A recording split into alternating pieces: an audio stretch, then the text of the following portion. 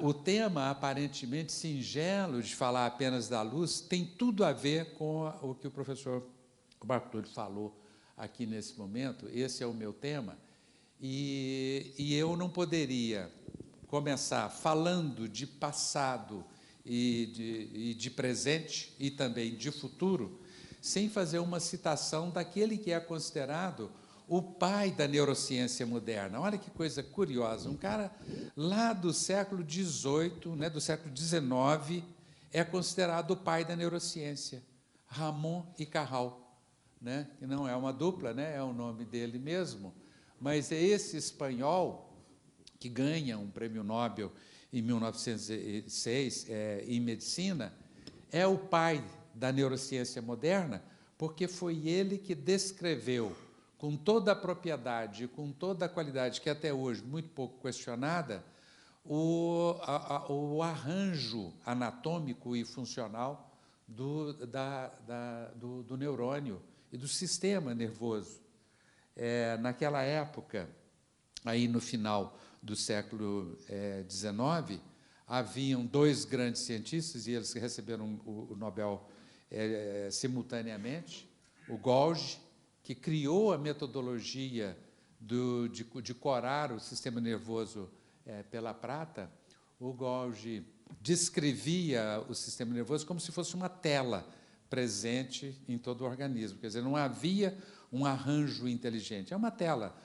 Simplesmente o estímulo nervoso caminha por aí, muito parecido como seria, por exemplo, um arranjo de uma tela de computador, de uma tela de televisão, onde você tem um cruzamento para lá, para cá. Então, em qualquer ponto da tela, eu faço chegar um determinado sinal, percorrendo, fazendo esse percurso.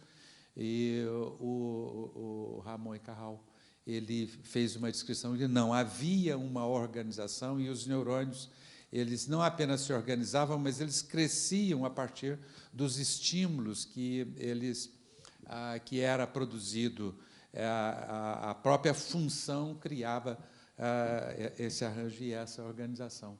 Então, vai como uma homenagem muito apropriada, mas essa homenagem também é para dizer para vocês que é nessa época, e mais ou menos a partir dessa descrição de Ramon y Cajal, que nós definimos, e os estudos mostraram que na retina você tinha duas células diferentes, o cone e o bastonete, que eram células fotorreceptoras que permitiam a colheita da informação visual, da transdução da luz sendo transformada em código visual, a partir dessas duas células, com funções diferentes. Então, desta época, é a mesma em que o Röntgen criou o raio-x, que foi o grande avanço da medicina também, recebeu um prêmio Nobel depois, numa época depois, mas eu marco isso para vocês para dizer o seguinte: esse foi o grande marco da ciência, onde nós aprendemos que na retina tem um cone, um tipo de célula, o cone, e um bastonete como responsáveis por essa transdução. E marcamos essa época para dizer que todos nós, na neurociência, que nos formamos estudando a retina, desta época até hoje, trabalhamos com um paradigma de que são apenas essas duas células na retina. Mais do que isso, provavelmente, ainda hoje, em todos os cursos de anatomia, nós estudamos com esse conceito de que essas são as duas únicas células fotorreceptoras da retina. Ora, por que eu digo isso? Porque, recentemente, isso foi aventado em 98, mas foi realmente publicado e foi evidenciado numa publicação em 2002, um outro fato: existe uma terceira célula na retina. E tudo que o professor Marco Túlio falou, ele trabalhou com um conceito desconhecido em termos anatômicos e funcionais, de que todo o trabalho dele está relacionado com a presença de uma terceira célula que ainda hoje é desconhecida pela maioria de nós que trabalhamos com visão, e que esta célula exclusivamente é responsável por todo esse processo de sinalização do organismo a partir de uma determinada informação, de uma determinada energia eletromagnética muito específica, ativa esta célula e é responsável por todo esse trabalho que o professor Marco Túlio falou, quando ele diz que existe uma sinalização do meio ambiente, do espectro de luz visível, porque ela está no espectro de luz visível, captada por esta célula. Ora, qual é a grande importância desse processo? De que não é a luz como um todo que ativa esse sistema de alerta, mas sim uma determinada energia específica, e ele, quando usou os óculos escuros muito apropriadamente, com a informação de que era a luz que ativa o sistema imunológico, podia ter usado um óculos totalmente transparente, porém com um filtro específico para aquela frequência de luz que ativa esse sistema, responsável pela ativação do sistema de alerta, que ativa o núcleo supraasmático e que ativa toda a síntese de melatonina, etc. A grande importância desse processo é que, de repente, nós aprendemos que não é a luz como um todo que faz essa ativação, mas sim uma determinada frequência de luz, e que nos chamou a atenção também de que a gente não pode simplesmente dizer que a luz é toda igual, mas que nós temos que sermos capazes de diferenciar essas frequências específicas para saber quais são os mecanismos de ativação que ela produz de uma maneira seletiva. A nossa compreensão desse sistema ela é prejudicada pelo fato dessas frequências serem capazes de ativar uma interpretação do nosso cérebro de que uma determinada frequência nos produz uma sensação de cor. Então, nós dizemos que é a cor, e não a frequência que produz aquele resultado específico. Nosso cérebro é treinado, nosso conhecimento é treinado para relacionar essas ações com a cor, e não com o conhecimento ou com a discriminação de que, na realidade, a cor é, sim, um produto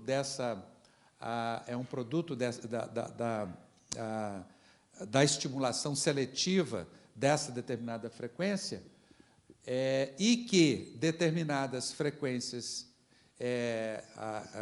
de energia eletromagnética produzem de maneira seletiva ações ou reações específicas do nosso corpo humano.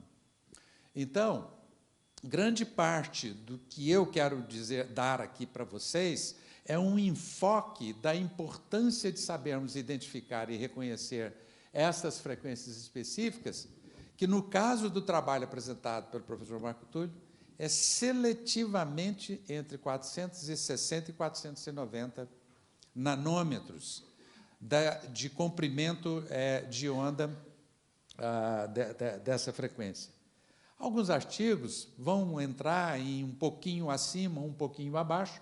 Não é que esse número mágico terminado em 0, do qual nós devemos sempre suspeitar, seja exatamente isso, mas alguém vai falar de 455 ou 495 ou alguma coisa assim, mas é dentro dessa faixa que não é captada pelo cone, pelos nossos cones, nem pelos bastonetes, essa frequência. Ela é seletiva de ativação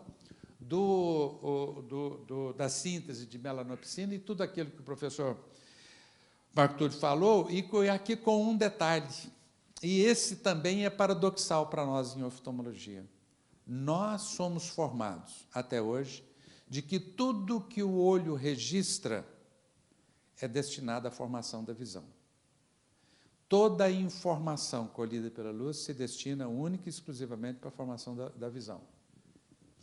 E nós aprendemos, a partir de 2002, que parte da luz que entra no cérebro e pertence a um sistema independente não relacionado à formação da imagem, diretamente, mas dedicado à ativação dos mecanismos biológicos brilhantemente citados pelo professor Marco Túlio.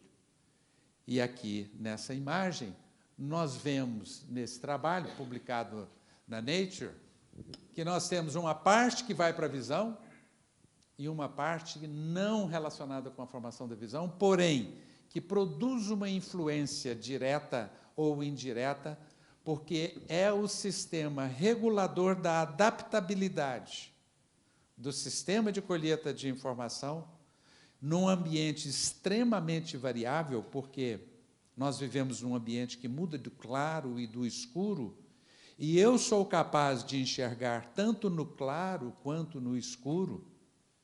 Eu sou capaz de enxergar, mesmo dentro, vendo uma cena no cinema, eu vejo a tela clara e eu olho para o meu parceiro ao lado, meu companheiro ao lado, minha companheira, e vejo dentro do ambiente escuro, porque a grande qualidade do nosso sistema visual é de adaptabilidade, que é de 10 logs ou alguma coisa em torno de 10 bilhões de vezes entre o mais claro e o escuro, e o sistema regulador do meu sistema visual é, em grande parte, produzido por esse sistema não relacionado com a formação da imagem, o que nos ajuda a explicar grande parte dos distúrbios visuais, entre eles, e com grande propriedade, o da fotofobia.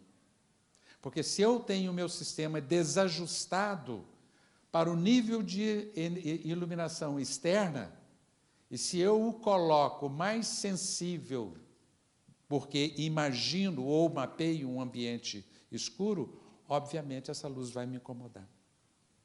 E quando eu faço o ajuste desse sistema visual, se eu faço de uma maneira empírica, o que naturalmente eu quero fazer é colocar um óculos escuro. Mas não. Coloque um filtro que bloqueie a informação que você está recebendo para diminuir essa sensibilidade, que você vai ter um registro, um ajuste, e aí o sistema ajustado te permite mitigar ou se ajustar de forma controlada, de forma correta, fazendo o ajuste da sensibilidade para que você corrija a fotofobia. Mas, mais do que tudo, é a importância de dizer para vocês que esta célula que nós estamos descrevendo, a partir de 2002, é que faz o ajuste do ciclo circadiano e que nós conhecemos muito bem.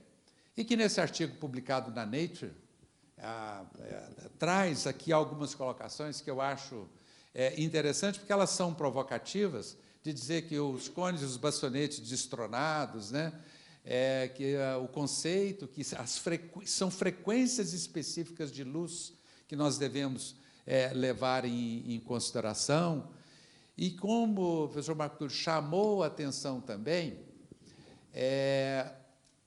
em relação ao LED.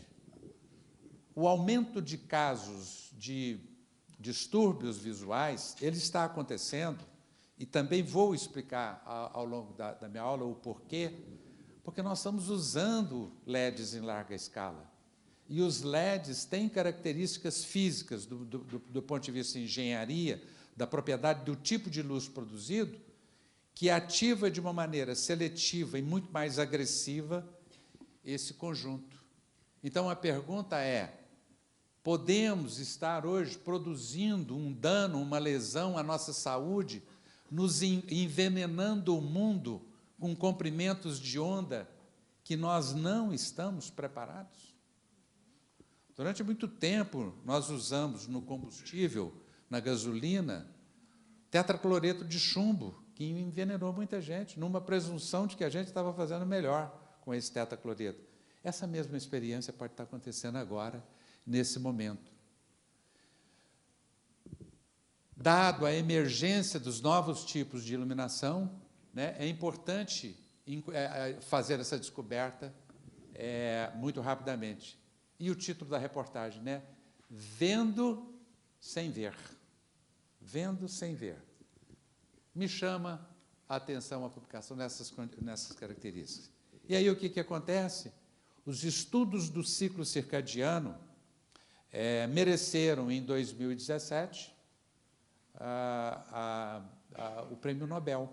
Foram exatamente esses estudos, e dada a sua importância desse trabalho, da apresentação que me antecedeu, mereceu um Prêmio Nobel o ano passado. Um Prêmio Nobel de Medicina em relação a esta célula, ao estudo dessa célula e sua ação no ciclo circadiano, evidenciado, aqui está uma das primeiras publicações feitas em 2002, para o grupo de cientistas que o fez, e com esse título que eu trago para vocês, porque ele é provocativo até hoje. Visão estranha essa? Que visão? Strange Vision. Encontrado células fotorreceptoras na área ganglionar. E também trago uma tradução direta do outro trabalho, publicado na Web Vision, que é o grande referência para nós em termos de visão. Por mais de 150 anos, assumiu-se que a retina de mamíferos continha apenas 2 classes de fotorreceptores, cônios e passioneiros. Eu trago isso para vocês para ajudá-los a explicar por que ainda hoje a gente tem tanta reação a esse novo conceito, e para mostrar o quanto essa área ela é realmente inovadora. A doutora Márcia falou no início da coisa, do delay que nós temos entre uma descoberta de laboratório e aplicação na área clínica e medicina. É de 25 anos. É de 25 anos entre a descoberta no laboratório e alguma coisa que recebe, que chega no paciente, para falar assim, esse benefício chegou até lá, de uma maneira, evidentemente, alargada, de uma maneira em massa, são 25 anos. E isso acontece quando algum laboratório descobre uma maneira de ganhar dinheiro, faz uma publicação dessa nova descoberta, e essa divulgação é que leva esse conhecimento até a área clínica. Por quê? Um artigo que ela também citou na fala inicial, no New England Journal of Medicine, ou não sei, no Lancet, feito agora em 2017, nós não estamos estudando mais ciência básica, todo mundo quer aprender alguma coisa aplicada. As escolas estão diminuindo o enfoque em ciência básica, eles querem o conhecimento aplicado. Como é que eu vou fazer alguma coisa aplicada? É como se você entrasse numa determinada escola, como medicina, por exemplo, e desde o primeiro ano eu quero aprender como é que eu faço para tratar. Mas por quê? Como? A ciência básica hoje está sendo subvalorizada em grande parte das escolas.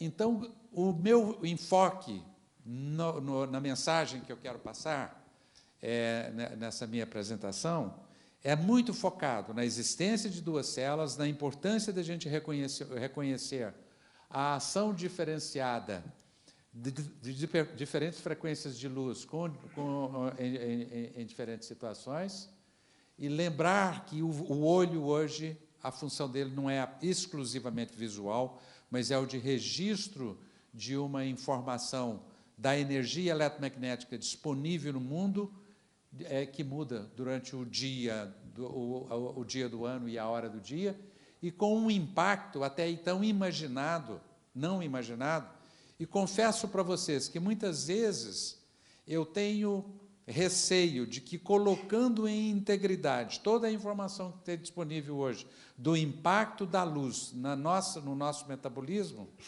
isso pareça até medicina holística. Tal é o impacto e a influência, porque nós trabalhamos já com um ambiente de desconfiança em relação à ação dos filtros, ou mesmo a presença ou a evidência da existência dos distúrbios sensoriais, que se você falar tudo, você se aproxima da medicina holística. Mas a importância da luz hoje, e vocês encontram isso na literatura hoje de forma abundante, mas na época que nós começamos a trabalhar com isso, em 2005, foi especificamente nesse momento, quer dizer, eu só fui ler esse artigo publicado em 2002, em 2005, eu estava pesquisando, buscando, mas não tinha encontrado tanto. Quando eu li, que ele me explica, e a qualidade da publicação me permitiu adentrar dentro do tema, e foi aí que nós tivemos a aprovação aqui dentro da UFMG para o desenvolvimento dessa linha de pesquisa, ela, durante muito tempo, soava assim, isso é um absurdo que você está falando. Esse é um conhecimento absurdo, como foi, por exemplo, a existência do raio-x, o dia que o Röntgen apresentou numa reunião científica, e ele fez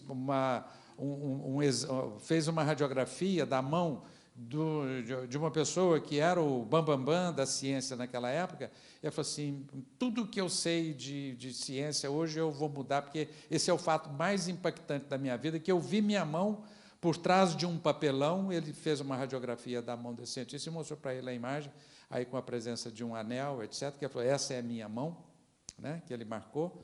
Então, até lá, se você dissesse que isso existia, isso soava como sendo um absurdo. Mas é realmente a parte visual. Na parte visual, nós temos hoje, no estudo da visão, nós não podemos mais ficar limitados à apresentação de uma fotografia de letras de tamanho diferente e dizer tudo que a visão faz é essa resolução espacial capaz de identificar ou não esses elementos. Não.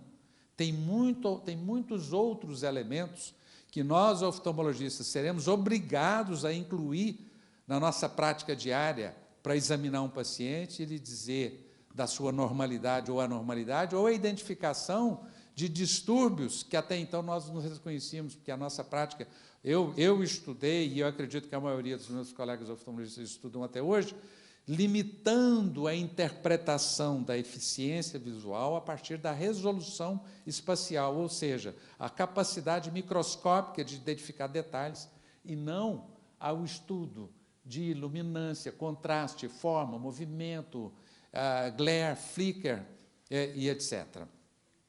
E dos outros, no outro, o professor Marco Túlio já abordou dos efeitos não visuais, etc., mas eles não fazem parte. Quando falamos de luz, não é apenas a quantidade de luz e não é apenas a frequência espacial. Existem outros fatores, como a hora do dia, o tempo que ela entra, a quantidade de luz que entra a determinada frequência, que é capaz de produzir essas diferenças. Ou seja, luz é muito mais complexo, e é tão complexo que nós não sabemos até hoje se ela como é que ela se comporta, se por onda ou se por fótons. Até hoje permanece essa discussão, e o mais confortável que tivemos a fazer nesse caso foi assumir que ela se comporta de maneira dupla dos dois lados. Portanto, a mensagem maior é que a luz é capaz de produzir, ou seja, a energia do espectro eletromagnético visível é capaz de produzir no nosso organismo modificações neuroendócrinas e comportamentais extremamente importantes. E eu trago o paralelo do ouvido para explicar essa dupla função, para facilitar essa aceitação desse conceito de que o ouvido que nos ajuda no equilíbrio e nos ajuda a ouvir, assim como os olhos têm uma dupla função de ver e também das outras coisas. Essa é uma das muitas imagens que vocês vão encontrar e que foi abordada, muito bem abordada, da regulação do ciclo circadiano, ou seja, a luz penetrando pelos olhos, ela vai nos fazer um estímulo visual, de leitura, ou de visão, e a soma da visão com a regulação do ciclo circadiano, nós temos aí o impacto dentro da nossa saúde. A razão que eu insisto e sou repetitivo, com risco de ser cansativo, é para que vocês não saiam daqui sem esse conceito muito bem estabelecido dessa duplação, mas é muito impressionante se dizer que essa ação acontece em tantos centros do nosso organismo. No tálamo, no septo, hipotálamo, no mesoencéfalo, que é, na realidade, a nossa grande casa de máquinas controladora de tudo que acontece conosco, nossa movimentação ocular, o nosso controle de ciclo circadiano, o nosso controle de batimento cardíaco, controle respiratório, controle temporal, tudo isso está ali no mesoencéfalo.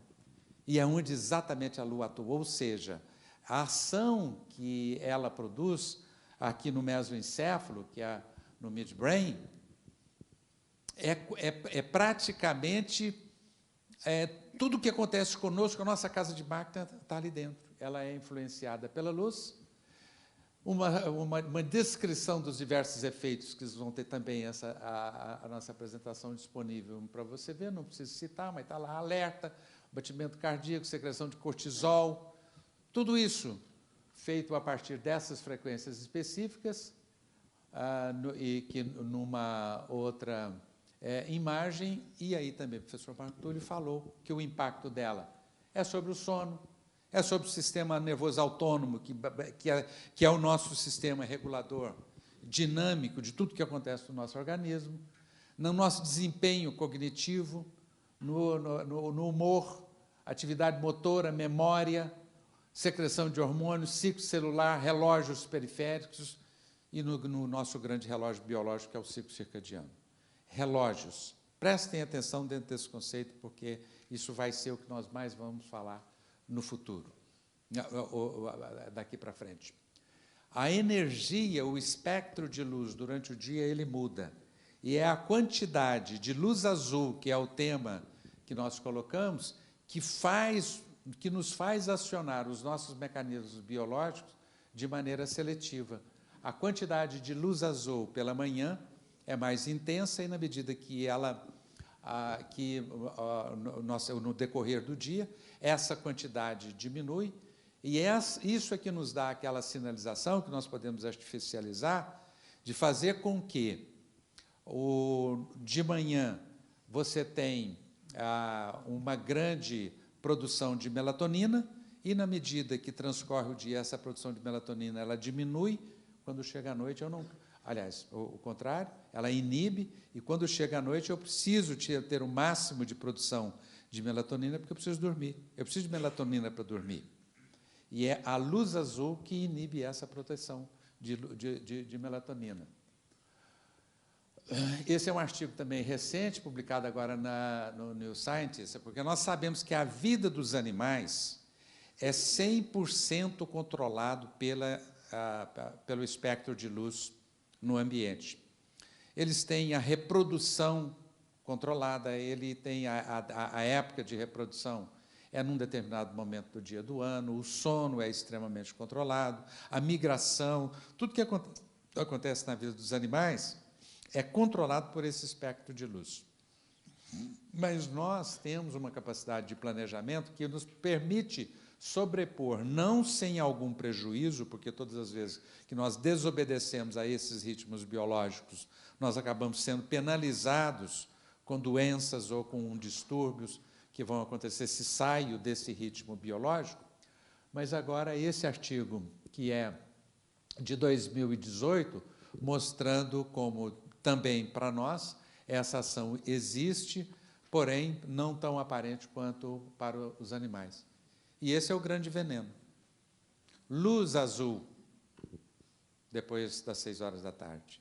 Porque o nosso fotorreceptor intrínseco, que registra de forma seletiva a quantidade de luz azul, ele precisa ser desativado, porque não existe a luz azul à tarde ou à noite. Mas nós estamos dando luz azul agora à tarde e à noite. E, infelizmente, as telas de computadores, todos os LEDs usados, eles têm um componente de luz azul extremamente grande. Esse é um registro. Quando nós olhamos para a composição da luz, durante a luz do dia, você tem um espectro que é mais ou menos total, eu tenho praticamente tudo, na medida que eu desloco para a tarde, eu vou diminuir essa quantidade de azul.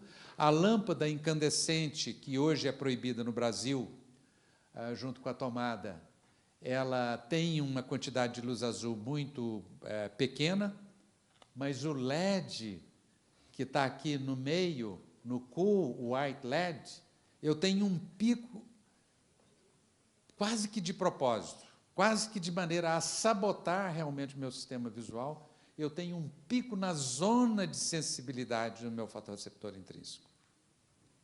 Assim como as telas de computadores, e a luz fluorescente também. Ou seja, não é a quantidade de luz, mas a qualidade específica. A luz térmica, num gráfico de mais fácil interpretação, a tela de computador, com o pico de maneira seletiva. Vejam bem, em cima dessa sensibilidade. E por que o LED ele é ruim, além de emitir luz na frequência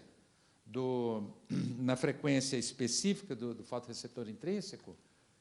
Por que ele é ruim? Porque ele é uma luz coerente. A luz natural é incoerente. O que é ser incoerente?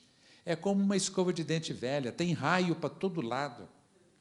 E a luz do LED, e daí vem a eficácia dela, ela é direcionada toda na mesma direção, então ela é muito mais eficaz, ela é muito mais eficiente. Eu produzo mais iluminação com menos luz e consigo jogá-la longe. Porém, esta coerência faz com que nós não sabemos ainda o impacto que nós vamos ter por estar colocando esse tipo de estímulo visual no nosso sistema. É como se eu estivesse te dando um alimento artificial e eu não sei, eu fabrico proteína, eu fabrico tudo que você precisa, mas eu faço isso industrial. Qual que é o impacto que tem no nosso organismo? Nós não sabemos qual seria esse impacto. Pode ser que não seja tão grande quanto nós imaginamos em termos de potencial. Mas, seguramente, está fazendo com que o sistema visual de várias pessoas que, por alguma razão, é instável ou não é plenamente maduro ou não é totalmente desenvolvido, ele seja desestabilizado com a exposição desse tipo de iluminação. E há uma argumentação de que grande parte hoje da população, em função do avanço da medicina, é prematura. Nasceu ainda sem ter um sistema neurológico plenamente desenvolvido. E aí, junto o sistema visual. E se eu não tenho esse sistema visual, esse sistema neural plenamente desajustado, ele é mais frágil quando exposto a uma agressão de um elemento tão importante quanto a energia eletromagnética, que afeta toda a nossa saúde.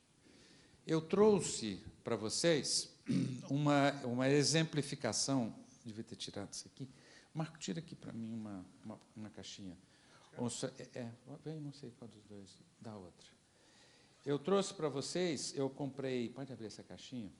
Eu trouxe para vocês uma demonstração, eu comprei isso aqui para mostrar, porque quando a gente fala de luz azul e de LED, a gente às vezes não é muito claro. Tá bom. Essa é uma lâmpada de LED quando vocês compram.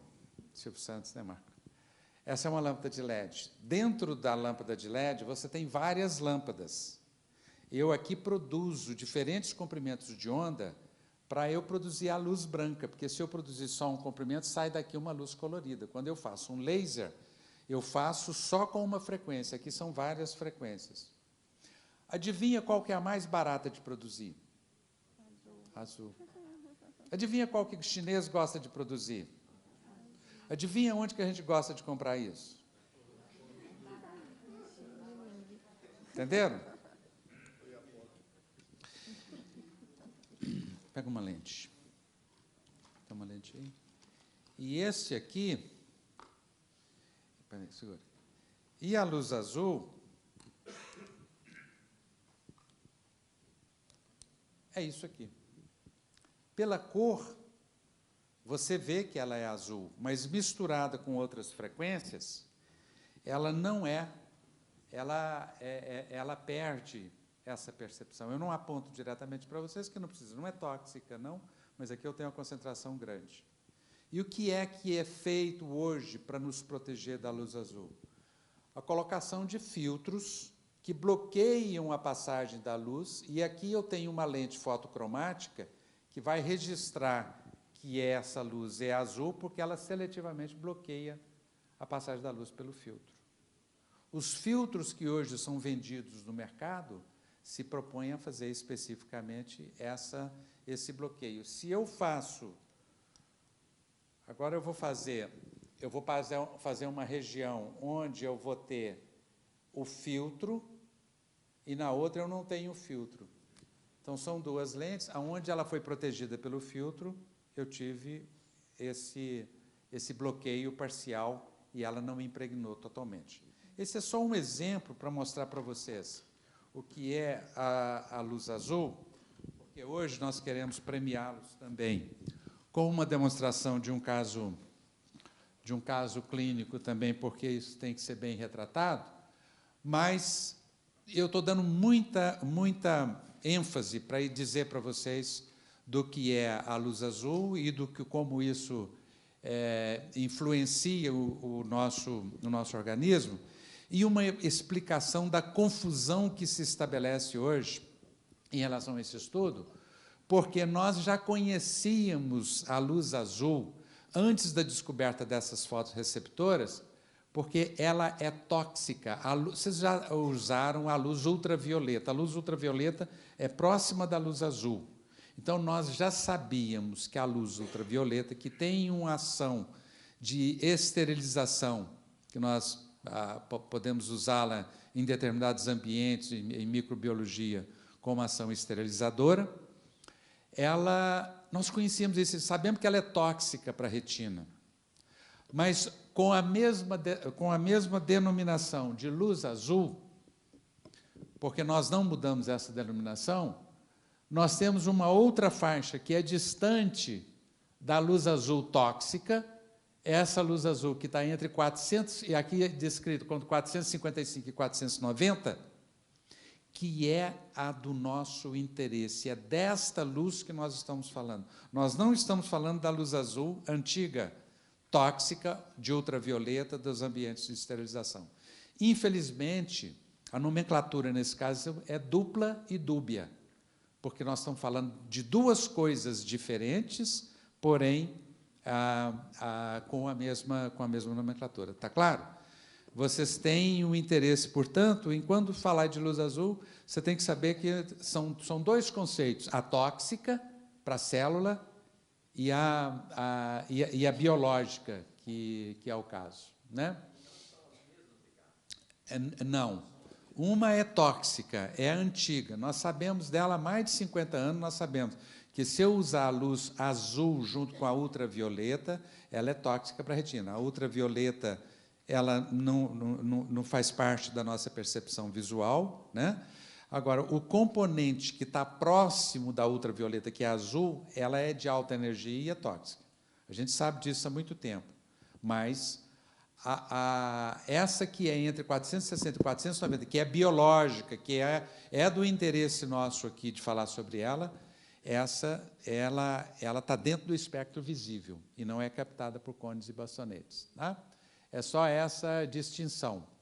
Então, salientando que ela não contribui diretamente para a visão da imagem, tem mecanismos de sensibilidade à luz diferentes dos outros fotorreceptores.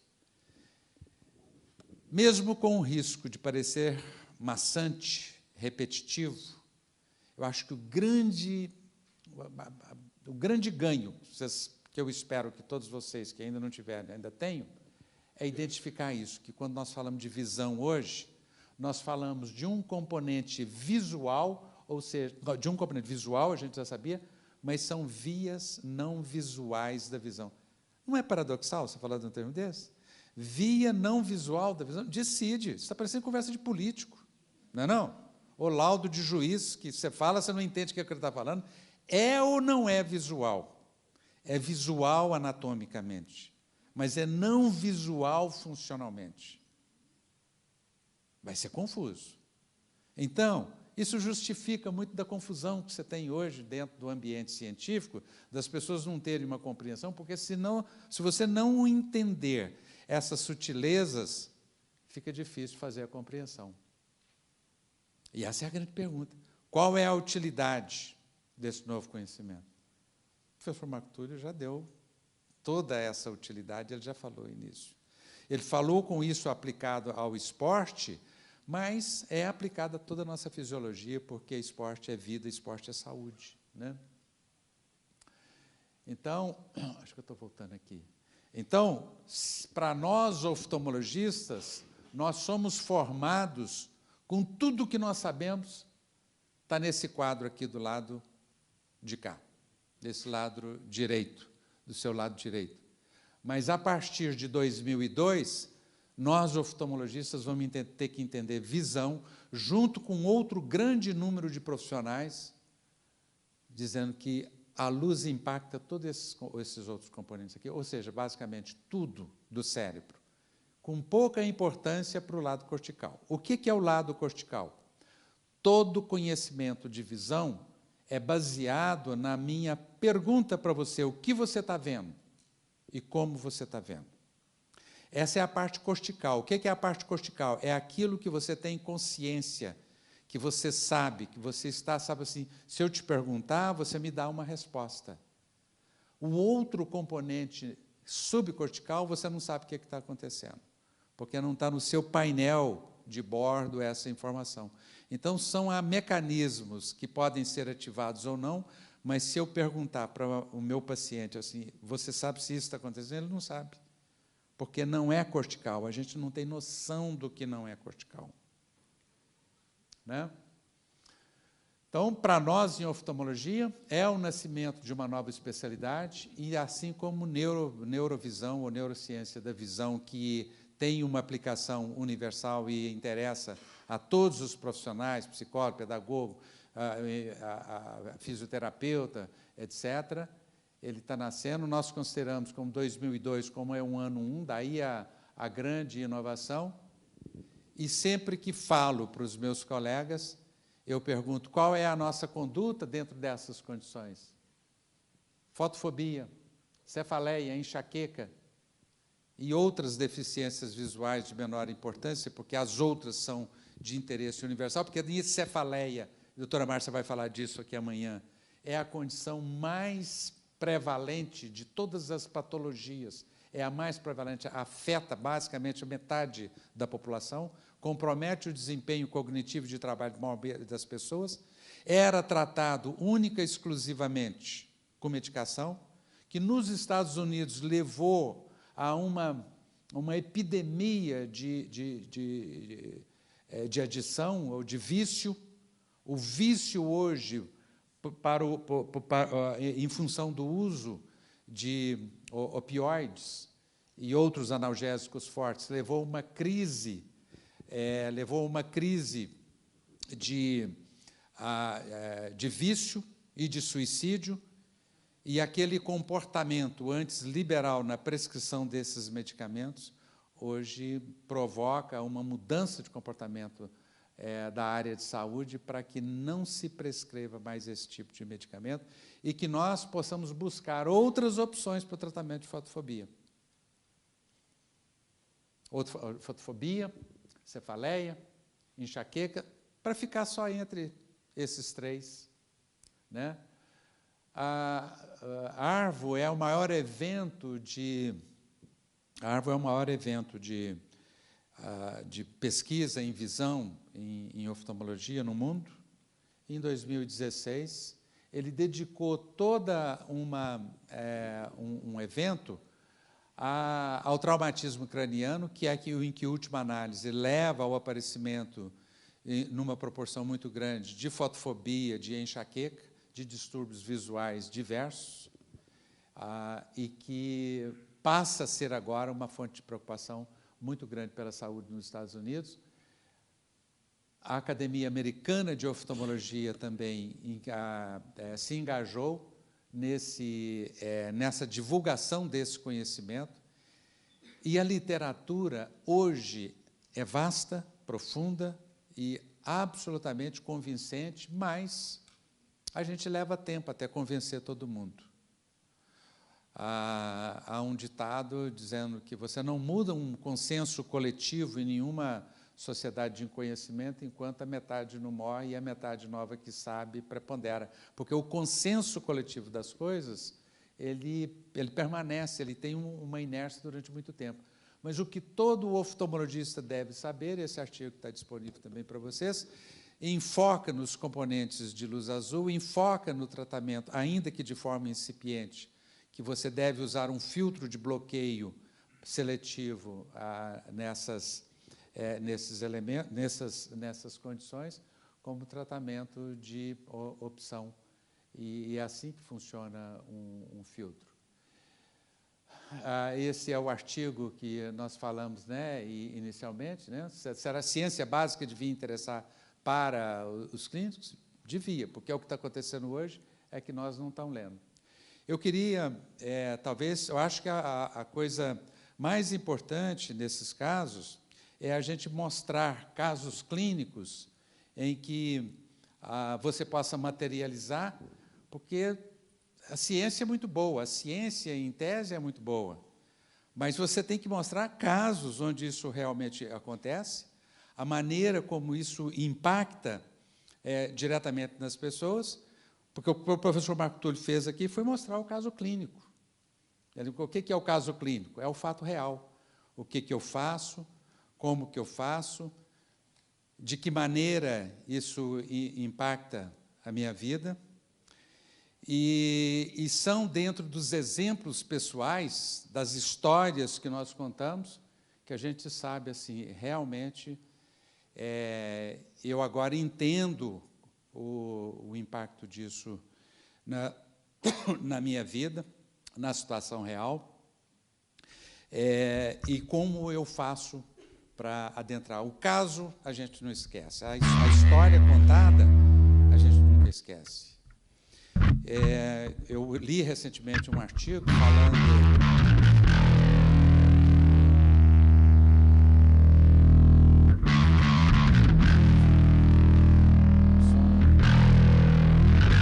Entrou o filme, está entrando o filme. Está entrando.